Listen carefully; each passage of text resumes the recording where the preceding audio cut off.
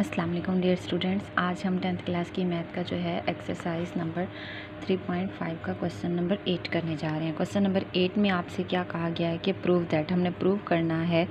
Left side में लिखा हुआ है a मल्टीप्लाई पहले b करेंगे, जो आंसर आएगा उसका इन्वर्स लेना है। इन्वर्स का फार्मूला क्या होता है? Adjoint divided by determinant.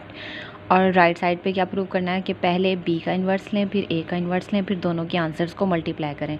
ठीक है, तो लेफ़्ट और राइट जब प्रूव हो जाएगा तो ये वेरीफाई हो जाएगा। इस क्वेश्चन का बुक एंड में आंसर नहीं होगा क्योंकि ये प्रूव करने वाला क्वेश्चन है। तो इसमें हम फर्स्ट पार्ट की तरफ पहले देखते हैं। क्वेश्चन नंबर 8 की बात कर रहे हैं। फर्स्ट पार्ट में देखें, हमने a और b का इन्वर्स लेना है। लेफ़्ट साइड मैंने ये वाली ले ली है, तो अब मैंने क्या करना है, a और b को एक साथ लिखा, उनको मल्टीप्लाई करेंगे। मल्टीप्लाई करने का तरीकाकार क्या है कि first row first column, first row second column. ठीक है, फर्स्ट रो के फर्स्ट एलिमेंट को, ठीक है, फर्स्ट कॉलम के फर्स्ट एलिमेंट से ही मल्टीप्लाई करवाना है। ठीक है, इसको इसके साथ 3 2 6 ये यहाँ आ जाएगा। फिर उसके बाद -2 को -3 के साथ मल्टीप्लाई करवाएंगे, दरमियान में प्लस आएगा। फिर इन्हीं दो एलिमेंट्स को इस कॉलम के साथ, मतलब कि -3 को -1 के साथ, फिर -2 को +2 के साथ मल्टीप्लाई करवाएंगे। ये हो गया काम। सेम इसी तरह हम इसी कॉलम और इस कॉलम के साथ इन दोनों को करवाएंगे। ठीक है, ये वाला 2 3, मतलब ये कॉलम के अरेंजमेंट वही रहनी है, जस्ट रोज़ चेंज होंगी।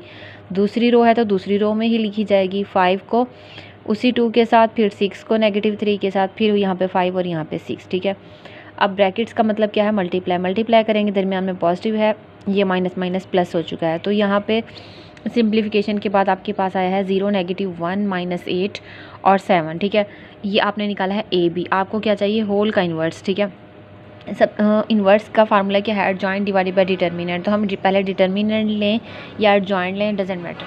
तो अब हम क्या करें कि डिटर्मिनेंट ले रहे हैं। डिटर्मिनेंट में आपको पता है कि दो सीधी इस तरह से लाइंस आती हैं। ठीक है जी, वर्टिकली। तो हमने इन दोनों नंबर्स को आपस में मल्टीप्लाई करना होता है और इस तरफ ऐसे। ठीक है, पहले ये लिखा जाएगा, फिर ये -8 और -1। तो यहाँ पे -8 आंसर है, मींस के आगे सॉल्व हो सकता है। अगर 0 आ जाता तो आगे इन्वर्स लेना पॉसिबल नहीं था। समथिंग ओवर 0 अनडिफाइन हो जाना था।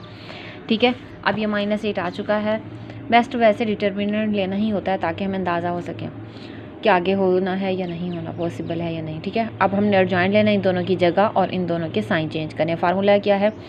हमने अगर a का इन्वर्स लेना होता है तो हम a का इन्वर्स 1/a का डिटर्मिनेंट और एडजॉइंट ऑफ a लिखते हैं। b का लेना हो, अब यूँ समझ लें, ये जो a b है ये टोटल इसका नाम c समझ लें। तो ये c का जब इन्वर्स लेंगे c नीचे भी लिखा जाएगा और एडजॉइंट के साथ ऊपर भी आएगा। तो ये a b ऐसे ही आना है। ठीक है, तो अब हमने यहाँ पे डिटर्मिनेंट और यहाँ पर जॉइंट लिखा है। ये -8 सबके नीचे जाके डिवाइड होगा। 0 ओवर समथिंग 0 ही होता है। तो आपका ये आया है लेफ्ट साइड का आंसर -7 1/7/8 -1/8 -1 और 0। ठीक है, अब हम इस साइड की बात करेंगे। तो यहाँ पे सेपरेट हमने इन्वर्स लेने थे, तो हमने क्या करना है, b का अलग से डिटर्मिनेंट लेंगे।